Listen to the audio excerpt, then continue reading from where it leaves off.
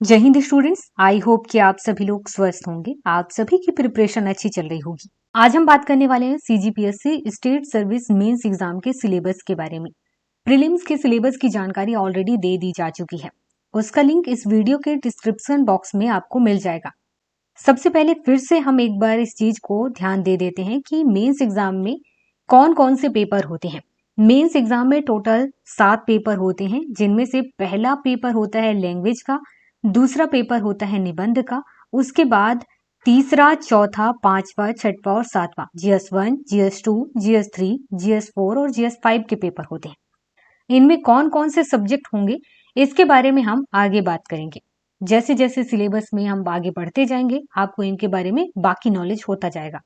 सबसे पहले हम बात करते हैं क्वेश्चन पेपर 1 के बारे में। क्वेश्चन पेपर 1 में लैंग्वेज से रिलेटेड क्वेश्चंस रहेंगे। इसमें 3 पार्ट में क्वेश्चन पूछे जाएंगे। पहला जनरल हिंदी, दूसरा जनरल इंग्लिश, तीसरा छत्तीसगढ़ का लैंग्वेज आपको आता है या नहीं, मतलब उससे रिलेटेड भी आपको सवाल मिलेंगे। सबसे पहले बात करते हैं पार्ट 1 जनरल हिंदी के बारे में। इसमें आपसे भाषा बोध, संक्षिप्त लेखन, पर्यायवाची विलोम शब्द, समुच्चारी शब्द, अर्थभेद, वाक्यांश के लिए एक सार्थक शब्द, संधि विच्छेद आएंगे, समास विग्रह, तत्सम तद्भव, शब्द शुद्धि, वाक्य शुद्धि, उपसर्ग और प्रत्यय, मुहावरे, पत्र लेखन, इससे रिलेटेड क्वेश्चन रहेंगे। हिंदी साहित्य के इतिहास में काल विभाजन होता है। इसके अलावा छत्तीसगढ़ के साहित्यकार और उनकी रचनाएं, अपठित गद्यांश रहेंगे, शब्द युग्म रहेंगे, प्रारूप लेखन, विज्ञापन, प्रपत्र, परिपत्र, पृष्ठांकन, अधिसूचना, टिप्पणी लेखन, शासकीय और अर्धशासकीय पत्र, प्रतिवेदन, पत्रकारिता और ट्रांसलेशन से रिलेटेड क्वेश्चन रहेंगे, जिसमें आपको हिंदी से इंग्लिश और इंग्लिश से हिंदी में ट्रांसलेट करना होता है। अब इसके बाद बात करते हैं जनरल इंग्लिश के बारे में। इसमें भी आप शॉर्ट में समझें तो इसमें कॉम्प्रिहेंशन रहेंगे, प्रिसीज राइटिंग, रीअरेंजमेंट और करेक्शन से रिलेटेड सवाल रहेंगे, synonyms, antonyms, filling the blanks, correction of spelling, vocabulary usages and idioms and phrases, tense, preposition, active और passive voice, part of speech. यही चीजें आप जनरल इंग्लिश में पढ़ते हैं, उसी से रिलेटेड यहाँ पर सवाल रहेंगे। छत्तीसगढ़ी लैंग्वेज के बारे में जैसे यहाँ पर सिलेबस में बताया गया तो काफी बड़ा दिख रहा है, लेकिन इसी चीज को आप सरल लैंग्वेज में समझिए। छत्तीसगढ़ी लैंग्वेज में आपको आना चाहिए जैसे कि शब्द साधन, संज्ञा, सर्वनाम, विशेषण, क्रिया, वाच्य, अव्यय, कारक, काल, लिंग, वचन, शब्द, ये सब आप हिंदी में भी पढ़ रहे होते हैं। इसी को आपको छत्तीसगढ़ी लैंग्वेज में भी आना चाहिए। छत्तीसगढ़ लैंग्वेज का ज्ञान हो, छत्तीसगढ़ी भाषा का विकास और इतिहास क्या रहा है इसके बारे में पता हो, छत्तीसगढ़ी भाषा का साहित्य, प्रमुख साहित्यकार, छत्तीसगढ़ी का व्याकरण पता हो। इसके अलावा उपसर्ग, प्रत्यय, हिंदी में संधि, छत्तीसगढ़ में संधि, समास, छत्तीसगढ़ राजभाषा आयोग, छत्तीसगढ़ी भाषा के विकास में समाचार पत्र का क्या योगदान है, पत्रिकाओं का क्या योगदान है, आकाशवाणी और सिनेमा की क्या भूमिका है, लोक व्यवहार में छत्तीसगढ़ी लैंग्वेज के बारे में, छत्तीसगढ़ी भाषा का सामान्य परिचय, नामकरण, उसके भाषा के बारे में, उसकी क्रिया में वर्तमान, भूत, भविष्य, इसके बारे में बताना है। इसके बाद बात करते हैं क्वेश्चन पेपर 2 के बारे में, जिसमें निबंध से रिलेटेड क्वेश्चन रहेंगे। ये 2 पार्ट में है।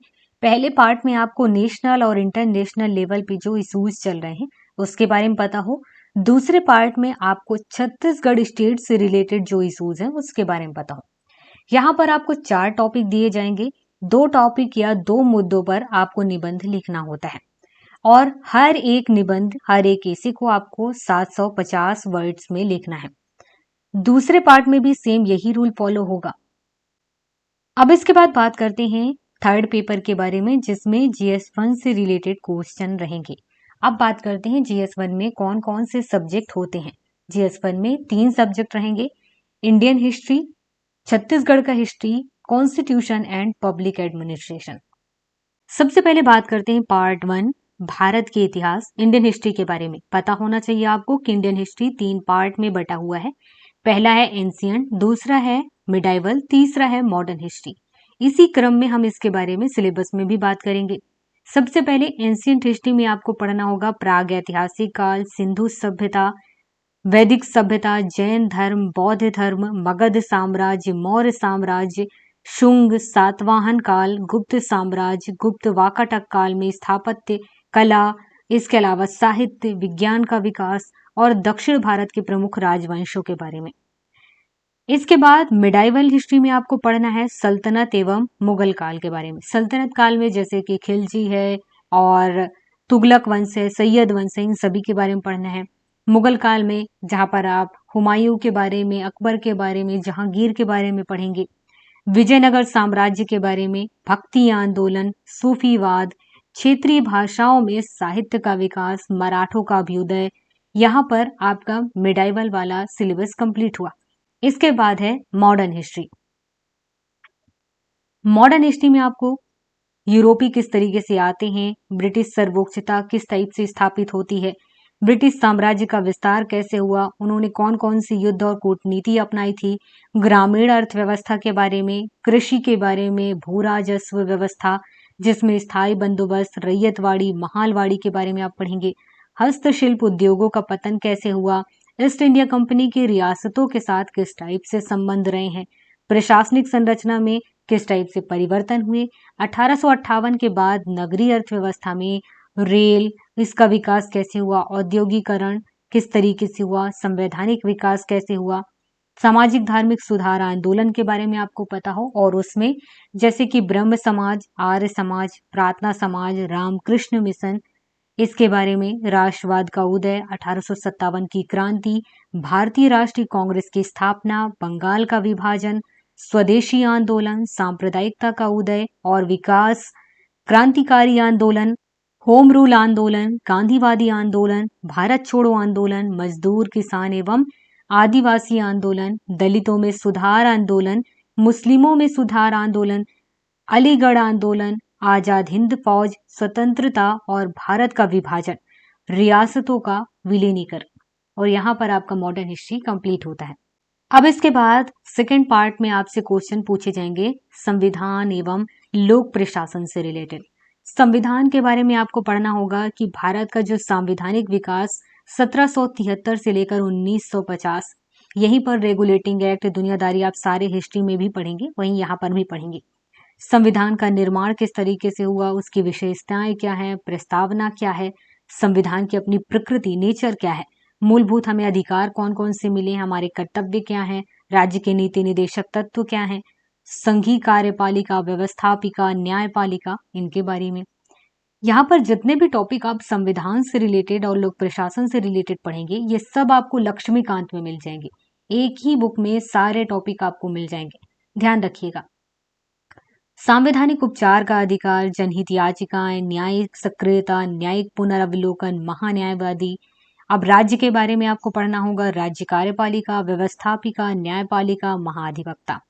इसके बाद संघ और राज्य के संबंधों से रिलेटेड क्वेश्चंस भी रहते हैं, जैसे कि संघ राज्य संबंध विधायी, प्रशासनिक और वित्तीय, अखिल भारतीय सेवाएं, संघ लोक सेवा आयोग, राज्य लोक सेवा आयोग, आपात उपबंध, इमरजेंसी, संवैधानिक संशोधन, आधारभूत ढांचे की अवधारणा, छत्तीसगढ़ शासन व्यवस्थापिका, कार्यपालिका, न्यायपालिका, लोक प्रशासन में उसका अर्थ, क्षेत्र, प्रकृति, महत्व, उदारीकरण के अधीन, लोक प्रशासन और निजी प्रशासन, नवीन लोक प्रशासन, विकास प्रशासन व तुलनात्मक लोक प्रशासन, लोक प्रशासन में नए आयाम, राज्य बनाम बाजार, विधि का शासन, संगठन में आपको उसके सिद्धांत, उपागम, संरचना के बारे में, प्रबंध में आपको नेतृत्व, नीति निर्धारण, निर्णय निर्माण, प्रशासनिक प्रबंध के उपकरण में समन्वय, प्रत्यायोजन, संचार, पर्यवेक्षण, अभिप्रेरणा के बारे में, प्रशासनिक सुधार में सुशासन, ई गवर्नेंस, नौकरशाही,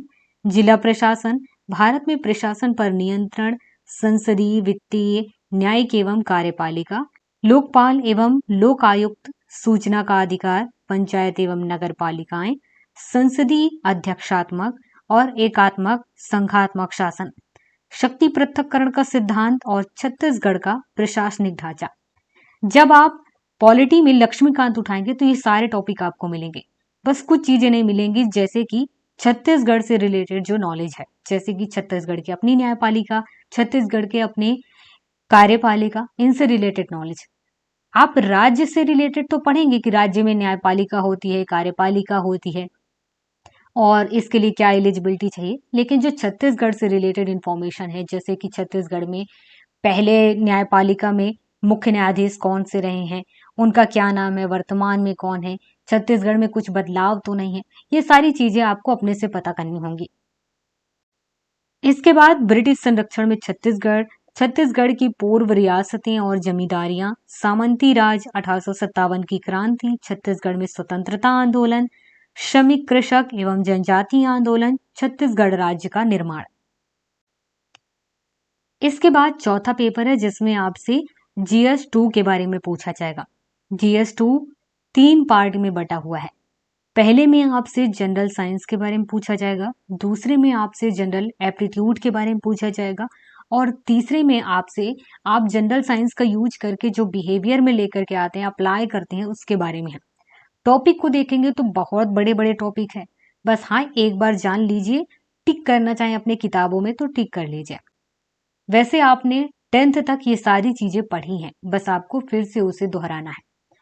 पहले पार्ट में सबसे पहले जनरल साइंस के बारे में जानते हैं कि इसमें कौन कौन से टॉपिक आपको एग्जाम के बेस पर पढ़ना है। सबसे पहला है कि रसायन, जिसमें रासायनिक अभिक्रिया की दर, रासायनिक साम्य, रासायनिक अभिक्रिया की दर का प्रारंभिक ज्ञान, तीव्र और मंद रासायनिक अभिक्रियाएं, धातुएं, आवर्त सारणी में धातु की स्थिति एवं सामान्य गुण, धातु, खनिज अयस्क, खनिज एवं अयस्क में अंतर, धातु कर्म में अयस्कों का सांद्रण, निस्तापन, भर्जन, प्रगलन एवं शोधन, कॉपर एवं आयरन का धातु कर्म, धातुओं का संचारण, मिश्र धातुएं। अधातुओं के बारे में जब आप पढ़ेंगे उसमें आपको आवर्त सारणी में अधातु की स्थिति क्या है, उसके अपने सामान्य गुण क्या होते हैं, कुछ महत्वपूर्ण कार्बनिक यौगिक हैं, कुछ सामान्य कृत्रिम बहुलक हैं, पॉलीथीन है, पॉलीविनाइल क्लोराइड है, टेफ्लॉन है, साबुन और अपमार्जक है, इनके बारे में पढ़ेंगे। इसके बाद जब आप फिजिक्स पढ़ेंगे तो वहां पर आपको प्रकाश, प्रकाश की प्रकृति, प्रकाश का परावर्तन, परावर्तन के नियम, समतल एवं वक्र सतह से परावर्तन, समतल, उत्तल एवं अवतल दर्पण के बारे में, उनकी प्रतिबिंब रचना के बारे में, फोकस दूरी के बारे में, वक्रता त्रिज्या से रिलेटेड, गैसों में विद्युत विसर्जन किस टाइप से होता है, सूर्य में ऊर्जा उत्पत्ति के कारण, विद्युत और इसके प्रभाव, विभव विभवांतर, विद्युत धारा, ओम का नियम, प्रतिरोध, विशिष्ट प्रतिरोध, प्रभावित करने वाले कारक, प्रतिरोधों का संयोजन और इसके आंकिक प्रश्न, विद्युत धारा का ऊष्मीय प्रभाव और उसकी उपयोगिता, विद्युत ऊर्जा एवं व्यय की गणना, विद्युत प्रयोग में रखी जाने वाली सावधानियां, प्रकाश विद्युत प्रभाव, सोलर सेल, पीएन संधि, डायोड। जीव विज्ञान में आपको क्या क्या पढ़ना है, जीव विज्ञान में परिवहन, पौधों में जल एवं खनिज लवण का परिवहन, जंतु में परिवहन किस टाइप से होता है, रुधिर की संरचना कैसी है, उसका कार्य क्या है, हृदय की संरचना कैसी है, उसका कार्य क्या है, प्रकाश संश्लेषण, उसकी परिभाषा, प्रक्रिया के प्रमुख पद, प्रकाश की अभिक्रिया, अंधकार अभिक्रिया, इसके बारे में। नेक्स्ट टॉपिक रहेगा आपका श्वसन से रिलेटेड, जिसमें आपको उसकी परिभाषा, श्वसन और श्वासोच्छ्वास में अंतर, उसके प्रकार, इसके बारे में, ऑक्सी श्वसन क्या है, अनॉक्सी श्वसन क्या है, मनुष्य का श्वसन तंत्र और श्वसन प्रक्रिया किस टाइप से काम करता है, मनुष्य का पाचन तंत्र क्या है और किस टाइप से वर्क करता है, इसके बारे में पता हो, उसका नियंत्रण और समन्वय कैसे किया जा सकता है, मनुष्य के तंत्रिका तंत्र, मस्तिष्क और मेरुरज्जु की संरचना, उसके कार्य, पौधे एवं जंतुओं में समन्वय, पादप हार्मोन, अंतःस्रावी ग्रंथियां, हार्मोन और उनके कार्य।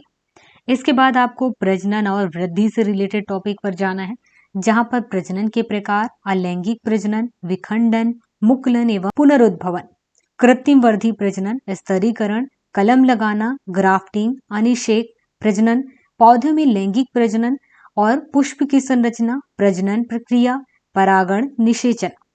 इसके बाद मानव प्रजनन तंत्र तथा प्रजनन प्रक्रियाएं, आनुवांशिकी एवं विकास, आनुवांशिकी एवं भिन्नताएं, आनुवांशिकता का मूल आधार, गुणसूत्र और डीएनए। जनरल साइंस में केमिस्ट्री, फिजिक्स और बायोलॉजी, इन तीनों ही सब्जेक्ट से क्वेश्चंस पूछे जाएंगे और जनरल टॉपिक से क्वेश्चंस हैं, जिसे आपने 9 10th में भी पढ़ा होगा और आपने 11 12th में भी पढ़ा होगा, जिन्होंने साइंस सब्जेक्ट लिया होगा। तो आपको ये सारे सब्जेक्ट के जो टॉपिक हैं वो चूज करके और टिक कर लेना है और उन्हीं टॉपिक को केवल पढ़ना है। इसके बाद दूसरा टॉपिक है जिसमें आपसे आपके एप्टीट्यूड से रिलेटेड क्वेश्चंस रहेंगे। आपको जोड़ना घटाना आना चाहिए, गुणा भाग करना आना चाहिए। जो परिमेय संख्या होती हैं उनको जोड़ने की बात चल रही है। भाग देना आना चाहिए। दो परिमेय संख्याओं के बीच जो परिमेय संख्या ज्ञात की जाती है, कैसे ज्ञात की जाती है, ये पहला टॉपिक है।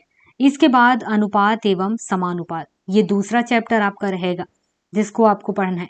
इसके बाद वाणिज्य गणित, जिसमें आप बैंकिंग, बचत खाता, सावधि जमा खाता, आवर्ती खाता के बारे में पढ़ेंगे।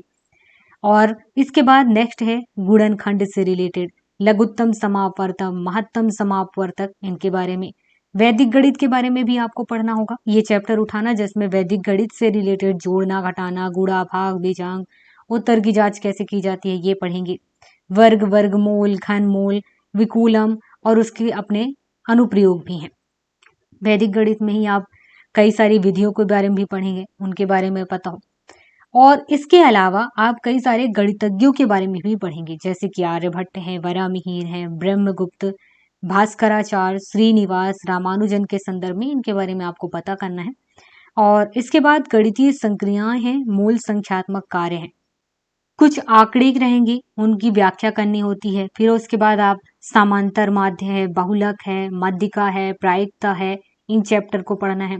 लाभ, हानि, प्रतिशत, ब्याज, औसत, समय, दूरी, नदी, नाव, इनसे रिलेटेड क्वेश्चंस रहेंगे। विषम शब्द दिए जाएंगे। शब्दों का विषम जोड़ा बनाने के लिए सांकेतिक भाषा परीक्षण, संबंधी परीक्षण, मतलब वही रक्त संबंधी जैसे रहता है। वर्णमाला परीक्षण, शब्दों का तार्किक विश्लेषण, छूटे हुए अंक या शब्द की प्रविष्टियां, इससे रिलेटेड क्वेश्चंस रहेंगे। कुछ लुप्त कर दिए जाते हैं क्वेश्चन, फिर कहते हैं बताइए इनमें कहाँ पर सही आंसर है, इस टाइप के क्वेश्चंस रहेंगे। इसके बाद अप्लाइड एवं व्यवहारिक विज्ञान, जिसमें आपको भारत में किस तरीके से सूचना प्रौद्योगिकी का यूज हो रहा है उससे रिलेटेड जानकारी, कंप्यूटर के बेसिक नॉलेज होना चाहिए। ऊर्जा संसाधन से रिलेटेड टॉपिक है। जैव विविधता से रिलेटेड, विज्ञान और प्रौद्योगिकी के विकास के बारे में, जैव विविधता का भारत वर्ल्ड के लेवल पे किस तरह से है, इसके परिभाषा के बारे में पता हो। इसके अलावा विश्व स्तर पर जैव विविधता, राष्ट्रीय और स्थानीय स्तर पर जैव विविधता हमारे लिए क्यों जरूरी है, इसके बारे में पूरा टॉपिक जैव विविधता से रिलेटेड। फिर पर्यावरण प्रदूषण से रिलेटेड। इसके बाद ठोस अपशिष्ट प्रबंधन से रिलेटेड। इसके बाद है पेपर 5, जिसमें आपसे GS3 से रिलेटेड क्वेश्चंस पूछे जाएंगे, जिसमें आपको इंडिया और छत्तीसगढ़ इन दोनों के इकोनॉमिक के बारे में, इंडिया और छत्तीसगढ़ दोनों के जियोग्राफी के बारे में पूछा जाएगा। सबसे पहले हम बात करते हैं इंडिया और छत्तीसगढ़ इन दोनों की इकोनॉमी के बारे में।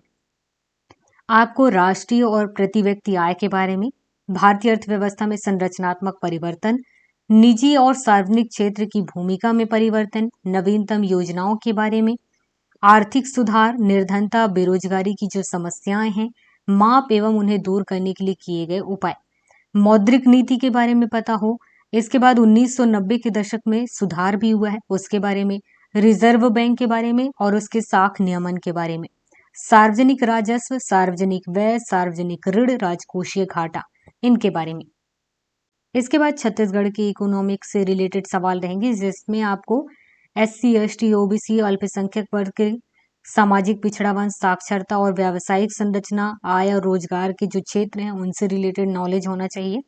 महिलाओं की सामाजिक, राजनीतिक और आर्थिक सशक्तिकरण कैसा है, बाल श्रम समस्या, ग्रामीण विकास, राज्य की वित्तीय और बजट के बारे में पता हो, कर संरचना कैसी है, केंद्रीय कर में हिस्सेदारी क्या है, राजस्व एवं पूंजी व खाता में व्यय संरचना, उसी प्रकार योजना, गैर योजनागत व्यय, सार्वजनिक ऋण की संरचना, आंतरिक एवं विश्व बैंक के ऋण के बारे में, छत्तीसगढ़ में ग्रामीण साख के संस्थागत और गैर संस्थागत स्रोत के बारे में, सहकारिता के बारे में आपको पता हो।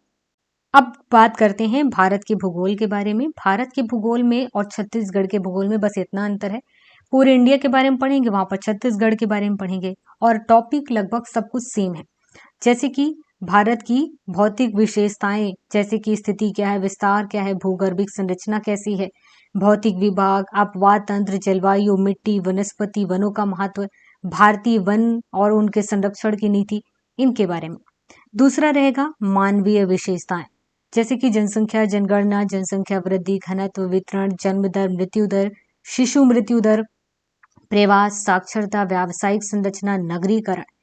इसके बाद तीसरा टॉपिक है कृषि से रिलेटेड, जिसमें आप भारतीय कृषि की विशेषताएं, कृषिगत फसलें, खाद्यान्न, दालें, तिलहन, अन्य फसलें, सिंचाई के बारे में भी आप पढ़ेंगे, किस तरीके से सिंचाई है, क्या क्या स्रोत है, उनके क्या महत्व है, और उसके बाद कौन कौन सी परियोजनाएं निकाली गई हैं। इसके बाद हरित क्रांति, श्वेत क्रांति, नीली क्रांति, खनिज संसाधन से रिलेटेड जो टॉपिक रहेगा, खनिज भंडार, खनिज कहाँ कहाँ है, उत्पादन किस तरीके से है, वितरण क्या है। ऊर्जा संसाधन के जब आप पढ़ेंगे तो कोयला, पेट्रोलियम, तापीय विद्युत शक्ति, परमाणु शक्ति, ऊर्जा के गैर परंपरागत स्रोत। उसके बाद उद्योग है, उद्योग में भारत में उद्योगों के विकास और संरचना, बड़े, मध्यम, लघु और लघुत्तर क्षेत्र, कृषि, वन और खनिज आधारित उद्योग हैं। इसके बाद तीसरा पार्ट है छत्तीसगढ़ का भूगोल। छत्तीसगढ़ के भूगोल में भी सेम वही टॉपिक है, जैसे कि छत्तीसगढ़ की भौतिक विशेषताएं, मानवीय विशेषताएं, कृषि, सिंचाई, उसके बाद खनिज संसाधन और ऊर्जा संसाधन, उद्योग। देखिए यहाँ पर सेम वही टॉपिक है, बस आपको छत्तीसगढ़ से रिलेटेड यहाँ पर नॉलेज हो। इसके बाद है छठवां पेपर, जिसमें GS 4 से रिलेटेड क्वेश्चंस रहेंगे। ये भी 3 पार्ट में बटा हुआ है, दर्शन शास्त्र, समाज शास्त्र और सामाजिक परिदृश्य छत्तीसगढ़ का कैसा है, इससे रिलेटेड रहेंगे। सबसे पहले बात करते हैं फिलॉसफी, दर्शन शास्त्र के बारे में, जिसमें आपको दर्शन का स्वरूप, धर्म एवं संस्कृति से उसका क्या संबंध है, भारतीय दर्शन, पाश्चात्य दर्शन में अंतर, इसके बारे में। वेद उपनिषद के बारे में पढ़ेंगे, चरवाक दर्शन के बारे में पढ़ेंगे, जैन दर्शन के बारे में पढ़ेंगे, बौद्ध दर्शन के बारे में पढ़ेंगे।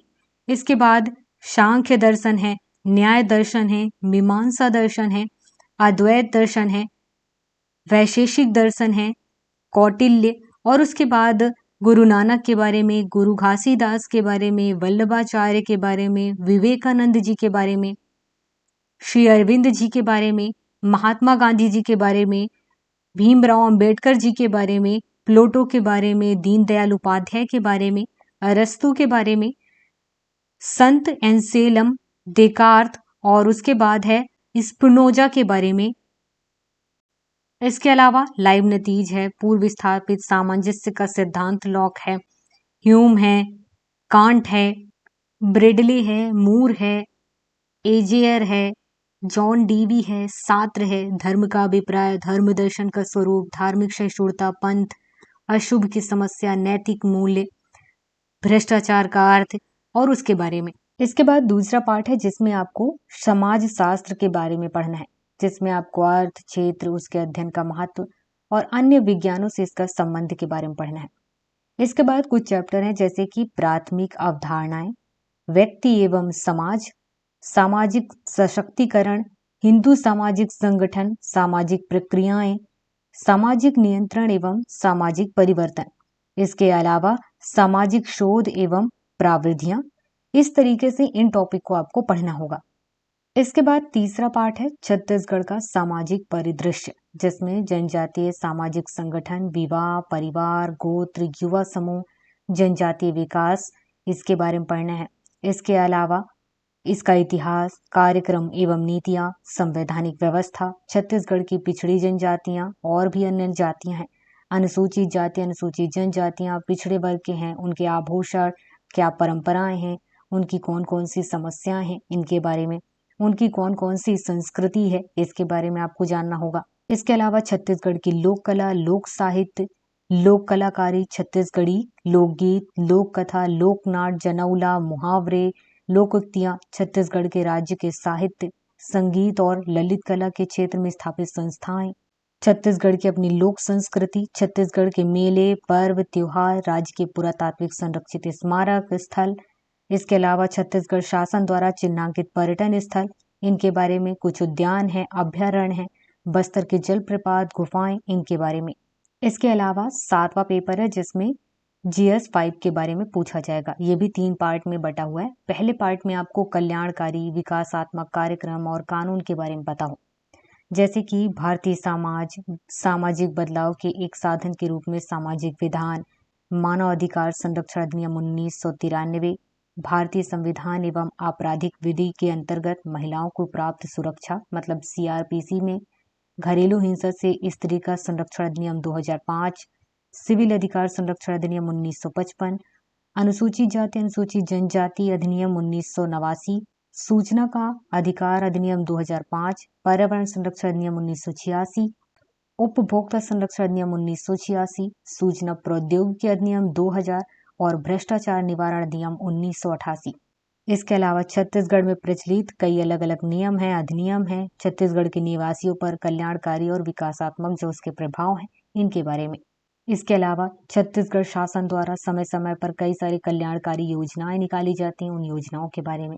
दूसरे पार्ट में आपको पढ़ना है अंतर्राष्ट्रीय और राष्ट्रीय खेल घटनाएं और उनके संगठन के बारे में, जैसे कि अंतर्राष्ट्रीय मुद्रा कोष है, विश्व बैंक है, संयुक्त राष्ट्र से संबंधित जितने संगठन है, एशियाई बैंक है, सार्क, ब्रिक्स और कई अलग अलग विश्व में समूह हैं, क्षेत्र हैं, उनके बारे में। अंतर्राष्ट्रीय खेल और प्रतियोगिताओं के बारे में।